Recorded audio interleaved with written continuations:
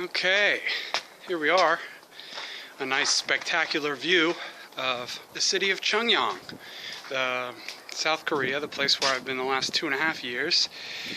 And as you can imagine, this spot has always been kind of a special spot for me.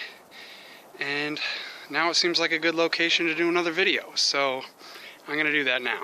Okay, a little cold out today, but I've taken you up to what you might call the Mountaintop, because I've seen the Promised Land. A little reference to Martin Luther King, I love him. But I've taken you up here because I have a story that I want to share that I think will be inspiring or elevating, I guess you could say. So, you're not going to believe this, but there was once a time in my life when I used to be a kid. Yeah, just like a younger person or a smaller version of me. Oh, that's normal? Oh, everyone was a kid once? Okay, well, then, alright. So it's not that impressive. But when I was a kid, my elementary school went on this field trip to outdoor team building, strategy, or problem solving camp.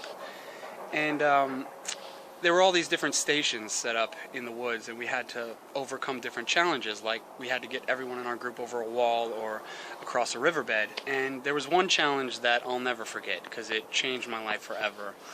It was just a big old log out in the middle of the woods, and I don't remember how much they said this thing weighed, but in my little kid mind, this thing was like the biggest log I'd ever seen.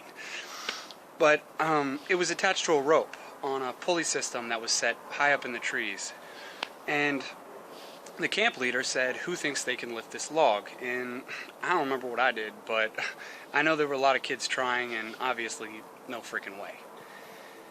And then he said, let's try groups of 5. So we tried all different kinds of combinations, like we were going to figure it out, right?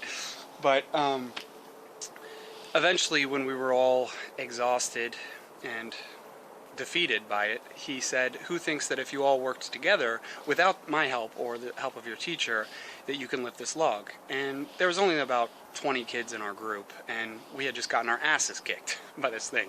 So not one of us raised our hands, but as I'm sure you might have guessed already, not only did we lift that log, but we lifted it all the way up to the top of the tree line. And the amazing thing was that when we did it, we were all really confused. We were looking around like, are you lifting? I'm not lifting. It doesn't feel like I'm lifting. And that just blew our minds. So I think as adults, we've all had similar experiences, and we can understand the physics about why that's possible, and yet I noticed there's a lot of people sitting around with their arms crossed, doubting this vegan movement. And I think it's because they've forgotten this fundamental law of physics. And what I would really like to say to those people is that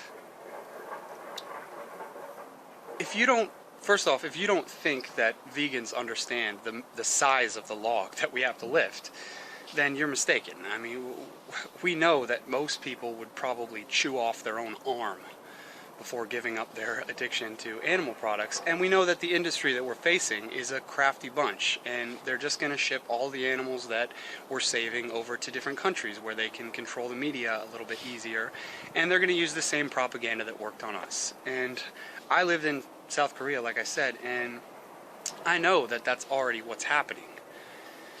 But I don't think you've seen the vegan numbers yet, and we're growing larger and stronger and louder by the day. So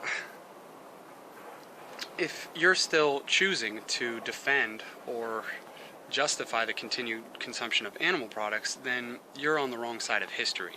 Because the vegan movement is going to succeed, because it must succeed if we're going to have a livable future. And once we reach critical mass, not only are we going to lift speciesism off the planet, we're going to do it with ease. So you can either help us or watch us, but really those are your only two options. So anyway, thanks for watching. I hope this was useful, and please go vegan, spread the message. Thanks. Thought I'd give you one last look at the place. This is the backside of it, but there's where the city is, nice river running through it. It's been real, Cheongyang. So thank you for this experience, and thanks for watching this video.